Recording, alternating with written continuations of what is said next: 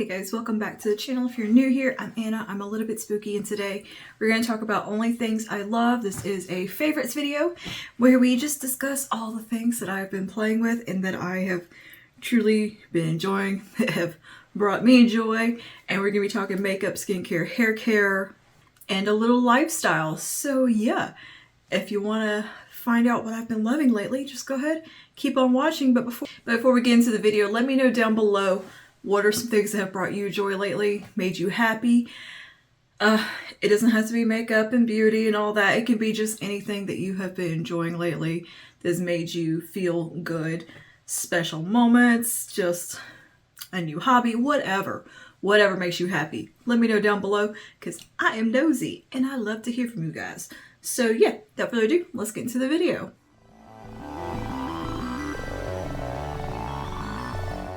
Okay, we're going to kick this one off today with hair care because I got one thing to talk about, and that is from Bumble and Bumble. This is the Hairdresser Invisible Oil. This is a wonderful product if you need something to act as a leave-in conditioner, something that's going to help with frizz, with split ends and all the things, and just make your hair very manageable and soft without it weighing it down and feeling heavy and yucky and all of that. This is the stuff. It is a kind of milky type of product. It doesn't necessarily feel oily to me when you touch it, but I believe it has some oils in here. And this also has heat protection, which is fantastic. All the heat protection we can get is great. And yeah, it makes your hair really easy to brush through after you apply it without the feel of applying a detangler or leave-in conditioner or anything like that. But it still just allows that softness and easy to manage and style. This is recommended for dry to very dry hair. And yeah, I think it would be perfect for anyone with dry hair. Even if it's not the driest of all hair, like you could have just slightly dry hair, I think you could use this and it work really well for you. It works great on my really fine, thin hair. I have low density, high porosity, small diameter hair.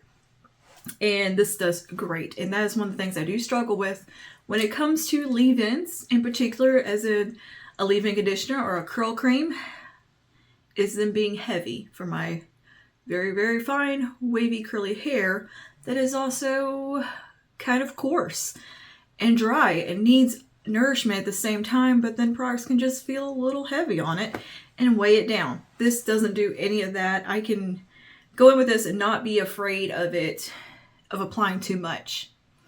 It is fabulous. And yeah, this is called a Sublime Pre-Styler for a total transformation. This softens, detangles, defrizzes, tames flyaways, eases styling, and protects against breakage, heat styling, and UV damage. Spray on damp or dry hair, comb through, and style. I actually haven't tried this on dry hair as something for flyaways. I've got fresh, clean hair today, but we are a little floofy. Let's see what a little bit does. Let's just spritz a little bit on my hand. Just experiment together. Huh. Hey. That works. That works. I can tell already because it's not weighing my hair down, but it's taming the frizz. Heck yeah. All right. This might be a good kind of refresh product. I'm glad I read the instructions more thoroughly. I've just been using it as a pre-styler. Looky there. The more you know. We are learning together. Yep, okay. Another great use for it. And yeah, it makes me love it even more. It has a nice pleasant scent as well. And just, oh yeah. And no way down. Look at that. My hair doesn't look oily. Not that you can really see it against my dark jacket, but whatever. Heck yeah. That's my one hair care item. Let's go on to skincare because I only have two things for that. First, we have the Herbivore Green Magic Cica and Ceramide Redness-Reducing Serum. This is awesome if you have very reactive skin. If you have skin that gets red easy, gets irritated, maybe you use a lot of actives and retinols, this is fantastic to go in with as a serum in the morning or nighttime, whenever you want to use it. I use it in the morning as part of my AM skincare routine recently, and it does great. It doesn't do like a ton for color correction as in like a cosmetic change. It does have a green tint to it, so it does like a teensy bit, but I don't use it for the color correction of it. I use it for the ceramides and the comforting properties of the skincare itself, because it really does soothe the skin. It feels like a very lightweight moisturizer. I think if you have oily skin, you could get away with this just being your moisturizer, in fact, because it is very hydrating and just comforting on the skin. Even me having combo kind of oily skin, I can still use this and then go over top with the moisturizer and not feel like it's too much product at the same time. But I can definitely feel a lot of juicy hydration and moisture coming from this, and it's a very comforting product.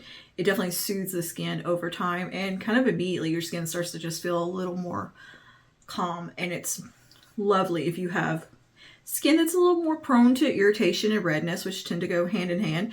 My skin recently got quite irritated because I used an SPF that disagreed with it.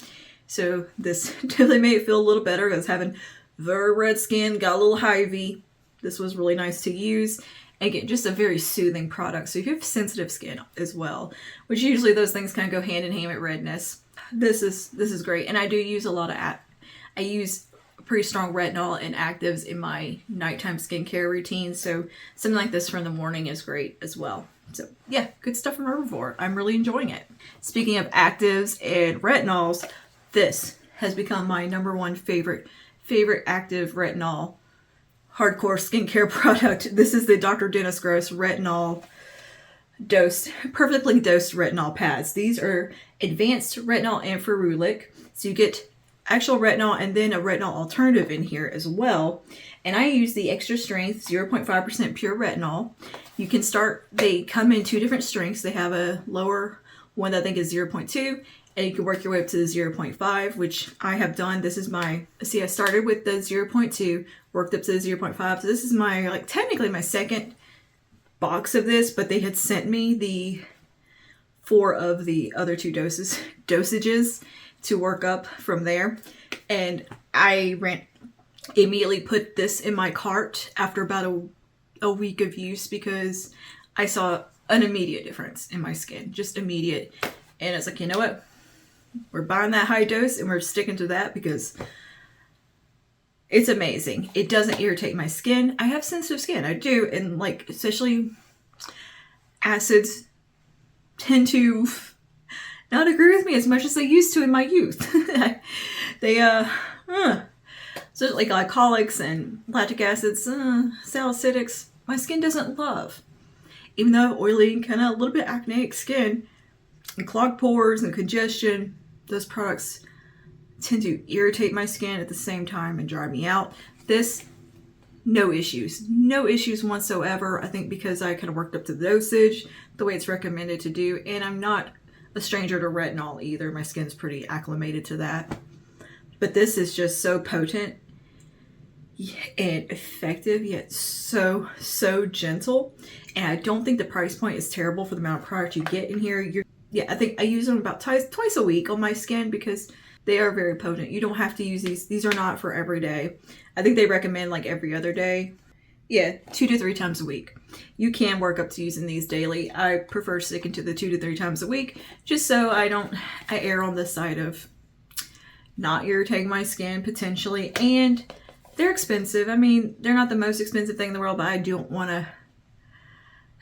It's still around the $50 price point. So I like to kind of conserve them a little bit, but still get the benefit of them. And I think it does great. It has softened my little 11s here.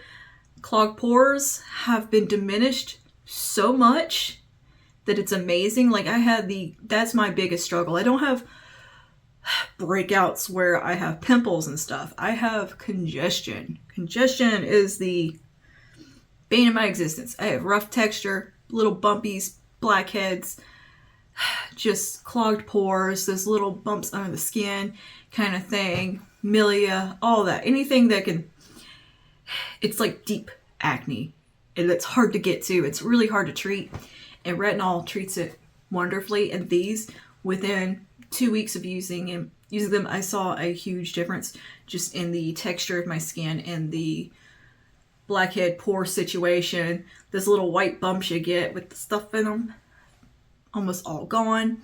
So yeah, and of course the anti-aging benefits. My skin looks a lot smoother. My fine lines are a little bit more diminished, and these little smile lines don't look as prominent as they did. My chin lines and my 11s are looking softened, which is really nice. And these are great. But what they are is a kind of a rough texture woolly pad that you sweep across the skin, and that's it. Let it soak in for a minute. Go in with your regular skincare. Definitely include a moisturizer in that, I would recommend. But this does have hyaluronic acid in it, I believe, and squalane. There's a lot in these that helps counteract any potential irritation of the retinol. I think it works super well. Dr. Dennis Gross really does make some of the best skincare, in my opinion, that you can get at a mid-range price point. Like, it's not that much more than buying drugstore skincare. Have you looked at the prices of drugstore skincare lately? To my you, L'Oreal. Good God. The Dr. Dennis Gross stuff is not that much more. And I think it's incredibly effective products. I have not been disappointed in anything that I have tried from him. And this is got to be the number one. The number one. I love the alpha beta peel pads he had. That was one of the few like acid products I could use that didn't irritate my skin, that actually worked. And this has blown it out of the water. This is amazing. If you are conserving anti-aging, this. If you have acneic skin, clogged pores, just any of that kind of stuff, these will got you covered. And you do get that little benefit of some physical exfoliant as well from the pads being textured. It's just so good. So good. I cannot recommend these enough. They are probably one of the most essential parts of my skincare now as far as the anti-aging goes. And for it to be over the counter, I could just order it online at Sephora and not have to go to a dermatologist or anything for something so effective, and not have to go through my skin sloughing off and all of that. Because girl, I've been there. I've done that. Me and some retinol creams have had some rounds of peeling like a sunburn. This doesn't do any of that. It's somehow magically gentle, yet so effective. All right, let's talk about makeup, because I do have a good little portion of makeup to talk about. Let's start with Milani. I have two lippies from Milani that have been just fantastic. This is the color Fetish hydrating lip stain. It's what I got on right now on my lips with a bit of lip liner. This is Mahogany Mommy, I believe is the shade, and this is what it looks like. Beautiful, beautiful stain, beautiful color as it goes on. This is kind of a slightly brownish, plummy, deep burgundy type of color. Very pretty. They have a really nice shade range in these. Most of them tend to lean with a bit of a pinker undertone, but what these do is they go on like a really pigmented full color gloss, and then they wear down to a really beautiful stain that is true to color. They don't just turn to like a hot pink. Like, this will actually fade down to this shade, and it looks beautiful. They look fantastic with lip liner. You get decent wear time out of them. They're very comfortable, lightweight on the lips. Zero flavor, good stuff. If you see a shade in this that you like, you're not going to be disappointed. I thoroughly enjoy that. And I love the more vampy lip option that they had as well. Next is the Fruit Fetish lip oil. I have it in Cocoa Cacao. Look how much I have used. I don't think I've put that type of dent in a lip gloss, and I don't know how long. This is beautiful. This is one of those products you just want to rub all over your lips for like hours because it feels good. This is a very pillowy lip oil that doesn't really feel like the lifter glosses from Maybelline, but they're somewhat reminiscent of them in the flavor, but they're a little bit more pillowy, juicier, gel-like, where they stick to the lips a lot, way better. A little more wear time out of them. Most of these, the colors kind of doesn't matter. They're pretty sheer. This gives like just the slightest tint, so it's virtually clear. And yeah, it just feels so heavenly on the lips. You definitely feel like some moisture coming from it. And I like to put this on when I'm doing my makeup because it feels like a lip balm. It feels like it is hydrating my lips. And I just, it feels wonderful. It kind of has a pina colada fragrance to it a little bit. Like, there's a bit of a coconut hint in here, but it's not super overpowering. You get the giant buck foot, as Emily Noel would say.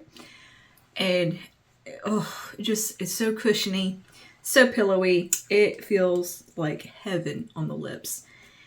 And yeah, it functions as a beautiful lip gloss and kind of a lip treatment at the same time. Really good stuff.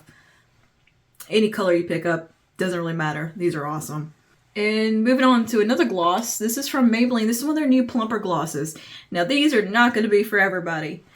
This is a pretty niche product that I don't think everyone's going to love. In fact, I think a lot of people are going to hate this. But I personally love it. I don't know why, but I thoroughly enjoy the way this feels. This is their Plumper Gloss in the Lifter range. And this is made with chili pepper. And also the Maxi Lip. And it plumps your lips. And it truly does. It really does give a plumping effect because it's burning your lips. It feels like you rubbed Tony Chachere's seasoning on your lips and used it as an exfoliant. That's what it feels like. Or like you just ate super spicy crawfish. That is how it feels. Or like a tapatilla sauce that's really spicy. Or just rub chili pepper on your lips, like red pepper. Just took some red pepper and just use it as your lip exfoliant. That's what this feels like. But it's weirdly like a satisfying good feeling at the same time. Like it's one of those good pains. I don't know. But it works. It definitely works. It definitely plumps the lips. And I find it kind of enjoyable to use. And I love the way it looks on the lips. And I feel like the formula, regardless of the plumping factor and the burn you get from it, there's no minty burn. This is a hot pepper fire burn. The formula, aside from that, to me feels nicer than the regular lifter glosses. The viscosity is a little different. I feel like these hang around on the lips a little bit longer than the lifter glosses do. And this one's actually pretty pigmented that I can wear it on its own or just with a lip liner. I have this shade Hot Chili, which is just this really pretty, spicy, warm chili shade. And it is gorgeous, absolutely gorgeous. And I really like it. So there's that. If it gets on your tongue, it's going to be spicy. And sometimes it hits the back of your throat and you're like, ooh. Ooh. The first time you use it, it can be a little shocking, but now I'm like used to it and I actually really enjoy it. They have one called Hot Honey that I want to pick up next, but I really do. I like it. I like it. I'm weird. And yeah, if you like a really good plumper, check that one out. Next is the Revlon Super Lustrous Lipsticks. I just did a video swatching the ones I had. And I have since purchased more. So now I have like a handful, like 2 handfuls almost of these. I love them. These are such good lipsticks and they're such a great price point. Variety of finishes, a shade for everyone. They have 80 something shades in the range. And if you pick them up from Walmart or on sale, you can get them for around $6. I believe Target also has them for the $6-ish price point online. Our Target doesn't have Revlon in store. But I know at Ulta and Walgreens, they're closer to the $10 price point. So I definitely recommend getting them from Walmart if you do pick these up, online or in store. They actually have a great selection in store. Even the neighborhood markets have a decent selection of these. So I have the shades Toasted New York, beautiful, warm, kind of toasty shade, pairs beautifully with the Maybelline Lifter Gloss. I actually call that my crawfish boil lip. They are fantastic lipsticks and I highly recommend those for anybody who just wants to build up a lipstick collection. I think those would be great for a working makeup artist to get a ton of shades affordably to fill out a kit. Those would be great. You can decant them into the little lipstick containers where you can put your lipsticks, or you cut them out of the bullet, put them in there and kind of push them down and use them, and you can mix and do all that. You could definitely do that. Would be a great lipstick to use for that because they feel on the lips like a high-end lipstick. You're not going to be able, the pigmentation is there. You're not going to be able to tell the difference. Like if you blindfolded me, handed me a Charlotte Tilbury lipstick or like a Chanel lipstick and asked me which one's Revlon, which one's Chanel, or whatever high-end lipstick that's a traditional cream formula, I'm not going to be able to tell you the difference as far as the texture and pigmentation goes. They're fantastic. So I think they would be amazing for a makeup artist starting out to fill out their kit with. And there's truly a shade for everybody and a finish in that line. They also have a matte range as well. And while we're talking about lips, MAC lip liners, I just recently got sent 2 more MAC liners. MAC Spice has been a favorite for a very long time. I also have Auburn, which is my favorite red lip liner. I love the formula of the MAC lip liners. I don't know why people complain about them. I think they are great. They're firm, but they go on easily. They're not tuggy. They have a great wear time and just some beautifully classic shades. These pencils will last you forever as well because they're firm. They don't just break off easy. I've never had one break on me. They don't dry out. They're just a solid formula. Absolutely solid formula.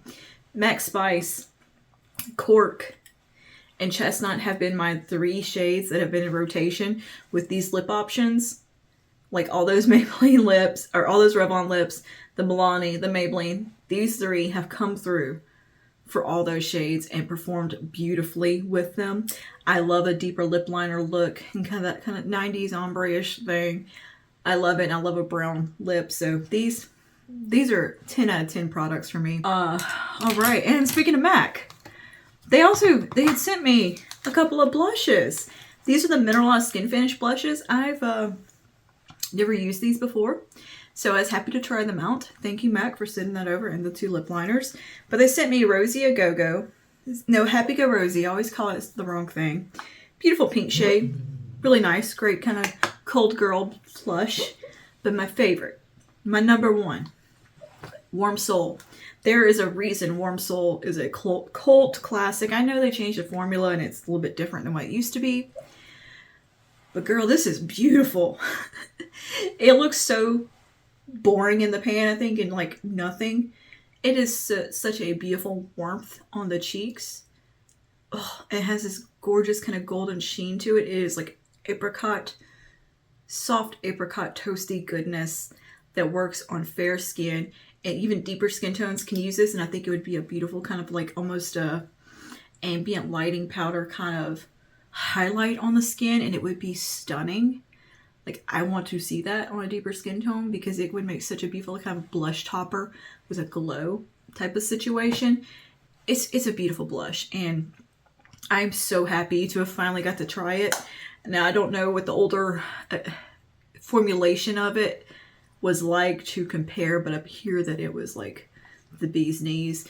But anyway, I love Warm Soul. I love it. It's absolutely everything I wanted in a blush. And everything the hype has lived up to be.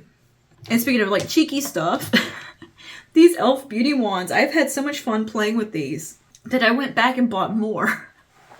So I've got, we got 5 of them now. I've got 2 of the contour shades. I have one that's more of a bronzy shade. One's more of a cool contoury color. This is medium and light, I believe. Beautiful. Beautiful for contouring.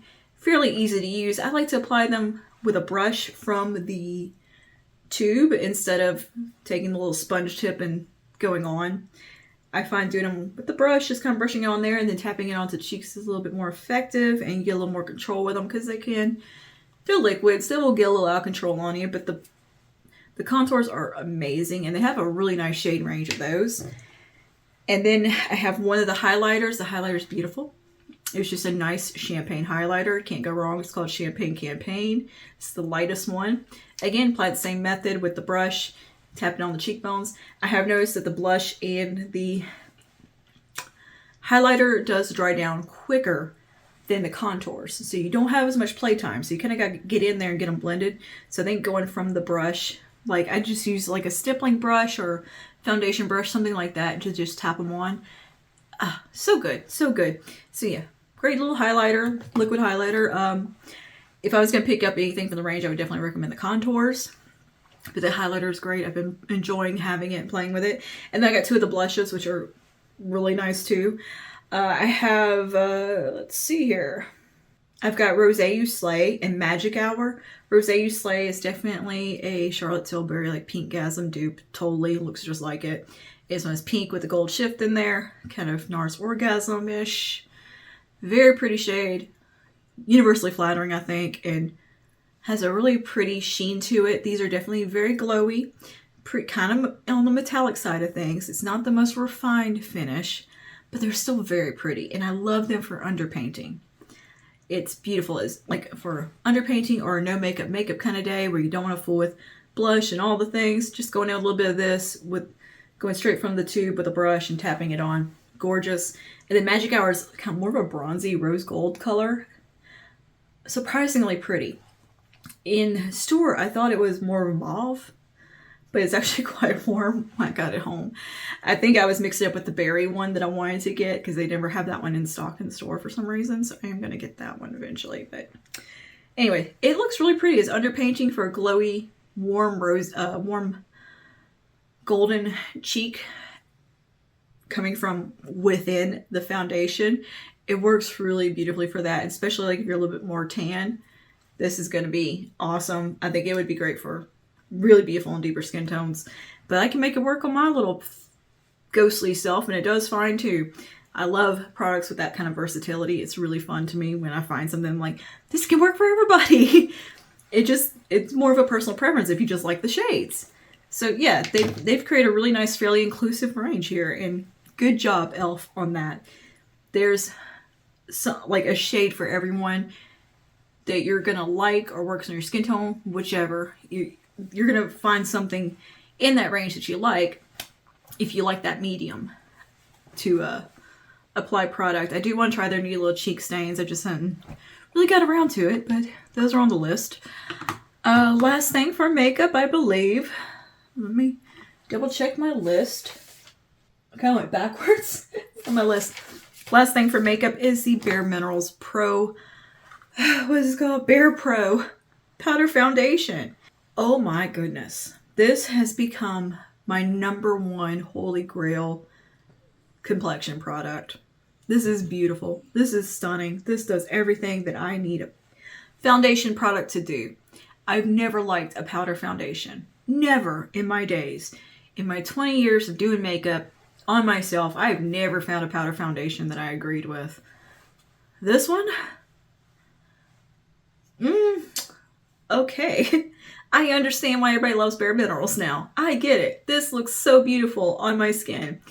It just floats over fine lines and pores and makes everything look so smooth and perfected, yet it's not flat and matte. It has this beautiful skin-like creaminess to it, and it has great wear time. It's easy to touch up because you can just take this and throw it in your bag and bring it with you. It's got the mirror. It's got a place for your sponge. It's perfect. It is absolutely perfect. It's got a decent shade range. Price point's kind of Bare Minerals prices, mid-range. I have the shade Fair to Neutral. Perfect shade match for me. I can use this with underpainting. Like I'll go with my cream stuff underneath and then dab this over top with a bigger brush and then go in and kind of build up with a denser brush or with a sponge where I need it. I can set my concealer with it, and it just, ooh, it's so good. It's so good. 10 out of 10. Do recommend. If you're like me and have just not tried Bare Minerals for some unknown reason, mostly because you're scared of powder foundations because they've never worked out for you and you don't want to spend the money on it, maybe check out the Bare Minerals ones because they're actually legit and really good. And I haven't seen any of them really stack up to it. Like I've tried the e.l.f. one that is basically supposed to be a dupe of that. I'm pretty sure because the packaging is almost the same. It's just white. That looks kind of chalky on my skin. I've tried the Maybelline Age Rewind one. No, not Maybelline Age Rewind. I've tried the Age Perfect one from L'Oreal, and I've never had a powder make me look so oily somehow. It does the opposite of what a powder should do. This is the happy medium of not looking matte, like flat matte, but you're set. You just don't look dry. You just look creamy and healthy and beautiful. Oh my goodness, I love it. Okay, so that's all for makeup. Let me take a drink of smoothie here. Whew. Let's move on to lifestyle. So my friend Aaron, who has been he's older than me, but I still feel like he's like a little brother somehow, or his brother type of friendship. Like we've been friends for 15 plus years now, and he's my husband's best friend, that kind of thing. Like he stayed with us for months on end as a roommate. He's just, he's one of your people, he's family. We spend holidays together, cook together, like all the things. We truly act like siblings together. And anyway, he got me and my husband for Christmas a massive Ninja blender, like the top end, fanciest one you could imagine, because I love making smoothies. And he would see me here in the morning when he was staying with us making a smoothie with like this old crappy blender that wouldn't even chop up ice or anything. Like it was a struggle with the old blender. So here he comes Christmas Eve with the deluxe fancy Ninja that comes with 2 mini things where you can do like the NutriBullet situation and a food processor. It's got a dough hook with it where you can mix dough. It does everything. And I have not been so excited about an appliance for the kitchen in my life. Like, I liked my air fryer. I thought the air fryer was pretty cool. But this takes the cake. I use this thing literally every day. Every morning I start my day out with my protein coffee with the creatine and collagen, all the things. And that is how I start my mornings out. And then I make a huge jug of it with like what's supposed to be like 1 serving of everything. I just cut it with some cold brew, a little bit of water, a little bit of milk, and make a decent container full that I can kind of sip on throughout the day. And it's just a nice sweet treat. And I get my coffee and all the things, which is what I'm drinking right now, in fact. That blender has been one of the best things to come into my life. I love it. I love it so much. I didn't know what I was missing not having a nice blender. It comes with a recipe book. I'm really excited to get into the recipe book because there's so many things you can do with it. You can make the little mocktails with it. You can make ices. You can do ice cream. You can do brownies. You can do mashed potatoes and dips. Just so many capabilities that I'm definitely underusing it right now because I just use it for my smoothies. But I can't. I'm so excited. I'm just so tickled with it. It has performed beautifully. It's so easy to clean as well, which is another downside of the old blender I had. It was a pain in the butt to clean because you couldn't take the blades out. You had to completely unscrew the whole thing, and it would come unscrewed sometimes when you took it off the thing, and then your smoothies start leaking everywhere. The Ninja blender, you just pull the blades out and you can rinse them off, and they just rinse clean so beautifully. Nothing sticks to them. And then you can just wipe the blender out, and it's so easy to use, and I love it so much. It was wonderful. It's a wonderful addition to my current lifestyle that is very much gym bro. And it's great. It's absolutely perfect. Now let's talk about some TV and shows. Girl, let's get comfy here. Let's talk about True Detective. The new season of True Detective with Jodie Foster. Thoroughly enjoyed it. I know there was some complaints and some criticism. I saw it on the Twitters and the Instagrams. Particularly the show creator was not thrilled with the direction things went. I don't care because I liked it. I have personally 0 critiques of the show. I thought it was great. I think people like to look for things to complain about in TV these days because they want to yell and be pissy and create clickbait rage content, which I think is a problem, of just fussing about stuff that doesn't need to be fussing about. Like, don't we have bigger things to worry about than whether you think a show is woke? Like, who cares? Especially like True Detective, because it wasn't. But whatever. The rage content irritates me when people fuss about stuff that didn't do anything. I thought the season was very well done. I liked the creepy vibe it had. It definitely was creepier than previous seasons. It felt like The Thing. I'm a fan of The Thing movie, the first one and the newer one. I actually enjoyed it too. I like stuff that has that kind of cosmic horror feel to it, like aliens and like aliens, that kind of stuff. I like creepy, conspiratorial, weird stuff, that government experiments, all that kind of thing, like Stranger Things. I love that kind of stuff. I eat it up. I love it. That's my favorite type of content to consume as far as shows go. I love a good mystery. as well, and I like the element of something spooky and supernatural. And this season had all of that. It had the true detective feel with the being an actual crime and stuff, but there was an element of spooky and unexplained to this one, which was really, really cool. And I enjoyed it. I thought both lead actresses did a great job. Particularly, really liked Angelina. Was it Evangeline? Was that her name?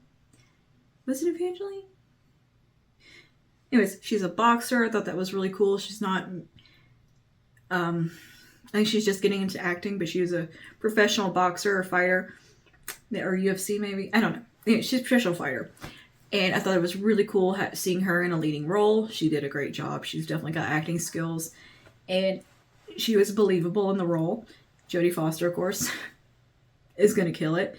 And I really enjoyed the show completely. Like, I thought it was great. I love seeing the Alaskan folklore thrown in because that's not something I'm super familiar with. And it was nice seeing that in a show. I'm really not familiar with much about Alaska. So it was cool seeing that setting and seeing a little bit more about somewhere that's remote and strange to me because I've never been there, and just the cold and the frozen desolation of it is so interesting. It's like stuff like set in Antarctica is so creepy and weird because of the desolation. And as much as I do not like the cold and don't want any part of the cold where I personally live, I like my subtropics that I'm in currently. I like my humidity and my heat because I don't do well when I travel like an hour north. My body dries up like a husk. So I would not thrive in the north. But I have a fascination with it because it's so opposite of where I live. A dream trip to me is to go to Svalbard, which is like the furthest north town you can go by the North Pole. I think it's above Norway. And to go to Finland and do the whole Arctic touristy thing where you go stay in the igloo, see the northern lights. I want to do that so bad. Regardless, anyway, that's a side note. I thought the premise of this season, True Detective, was very good. Now, does it stack up to season 1? Absolutely not, because season 1 I'm super biased because I'm from Louisiana and it was so accurate to Louisiana. I've never seen a show depict Louisiana so well. I just haven't. The weird occulty vibes and all of that, yeah. Yeah, if you live here, you know. It's a spooky state. And that is just kind of common thing here. It's not anything weird. That's just life here. And the show captured that weirdness and that kind of Southern Gothic vibe that is true and real. If you have spent any time in Louisiana, you see it. And it does get romanticized. And I like that True Detective didn't show it in a romantic way, the way like a lot of television shows depict Louisiana. They romanticize it a lot. It showed more the reality of what it's like here. But what I loved about the newest season is how it tied into the first season. It kept that theme going. It brought back a few, what do they call it? Easter eggs and just links to that first season in certain ways. And it was very compelling to me, very interesting. I loved it. I thought it was great. I'm looking forward to the next season. I thought the ending, people seem to have a problem with the ending. I loved the ending. Thought it was fine. I wanted things to actually work out. So, anyway, I'm not going to spoil it if you haven't seen it yet. Give it a watch. And it did get renewed for another season, which I'm excited about. So, yeah, True Detective is one of those series that I enjoy. Like, I've liked all the seasons, but the first season is just, it's a good season. New True Detective is a favorite. I loved it, enjoyed it, looked forward to it every week. And lastly, for my favorites is the books I'm currently reading by an author called Alistair Reynolds. He writes space operas, and his are described as gothic or noir space opera. I can't remember his description. I didn't write it down. But I think he described them as like gothic space operas. Which I think people think, what? What even does that mean? And if you're not like a avid sci-fi reader, I think that sounds like, what the heck are you talking about? Space opera? Gothic space opera? It's not people singing opera in space. Think of Star Wars. Dune. Dune is kind of a space opera. It's these long, compelling hero's journey type of stories and, you know, spanning planets. They're just very epic. That's what a space opera is. And some can be more whimsical, some can be very, very serious. These that I'm reading now by Alistair Reynolds have a very nice balance between the serious and a hint of whimsy and a little bit of everything in there. Like there's cyberpunk elements, there's techno-noir thrown in, there's mystery, there's aliens, there's space travel, there's like first contact stuff, there's steampunk vibes in here, there's a weird Victorian decadence in these. That's really cool, and they're just such an elaborate universe that he has built with these books, and I'm sucked in. I'm currently reading just through his short stories that are in this universe, and I can't wait for him to put out more stuff. I believe he wrote an episode or two of Doctor Who even. Doctor Who, that would be kind of like a space opera, I think, too. It's just these long, spanning, epic stories. It's like Game of Thrones in space. That's the kind of stuff I love to read. I don't like fantasy, medieval dragons and all that. I don't care about that kind of stuff. I like things that have technology and are about the future. That's what I love. That's the kind of just has my interest a little more. So reading these types of stories set in space, I'm all over. Anyway, I finished the inhibitor sequence in Revelation Space. Such a wonderful series. If you like something you can get sucked into that's got a little bit of hard sci-fi in there, like he definitely gets descriptive with describing the way some of the technology works in the universe, like the way some of the engines and spaceflight, and there's definitely like some actual science in here. He is I don't think he's an astrophysicist. He's a scientist that wrote it. So there's some believability to the science. It is rooted in real concepts and theories. And of course, they're just expanded on and fictionalized for the book in the future, which is really cool. There's human augmentation and implants, like Neuralink type things in the future, that kind of stuff in there. But the books aren't heavy to read. They're long. They will suck you in. They'll keep you busy, like keep your mind engaged, but they're not heavy to where you're just, they're not dry and hard to read. They're enjoyable to read. They're fun. They're very much kind of like The Expanse. They're fun to read. Whereas it's like I just come off of reading a lot of Neil Stephenson's books, which are very hard, serious science. There's not a lot of, there's humor in them, but it's not like whimsical. They're heavy reads. They're very detail oriented, kind of a little more serious books, aside from like the Broke Cycle's a little more whimsical. Anyways, coming off from like reading Cryptonomicon or something like that, going into a lighter space opera is really nice, and it's just something I can read and enjoy and look forward to reading in the evenings. You get to where you love the characters that reoccur throughout, and it's such an expansive universe. He's got a few series and books set within the same universe, and there'll be some character overlap and references, and there's some standalone stories. I did find it a little bit hard to figure out like what order to read in because it wasn't necessarily clear. But it's got a little bit of everything in there. It's very kind of some Mass Effect vibes. If you enjoy the video game Mass Effect, if you like Dishonored, I think it reminds me a little bit of Dishonored, but in space. Oh, BioShock. If you enjoy games like that, you'll like this book. So, yeah, or like Starfield. Anyway, yeah, that will be, I think that is going to conclude my current loves and favorites.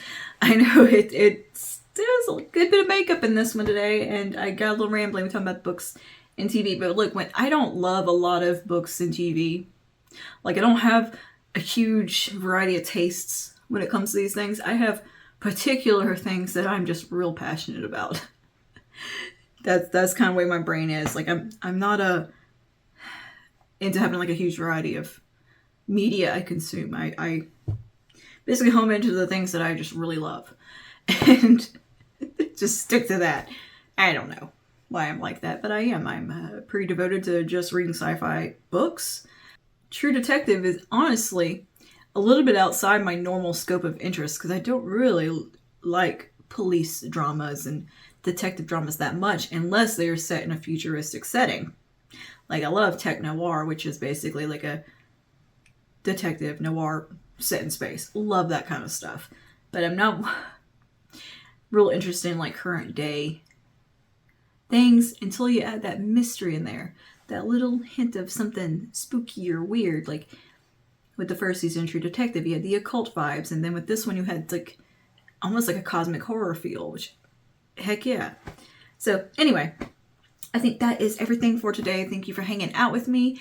And let me know down below anything that you have been enjoying lately. Did you watch the new season of True Detective? Let me know down below.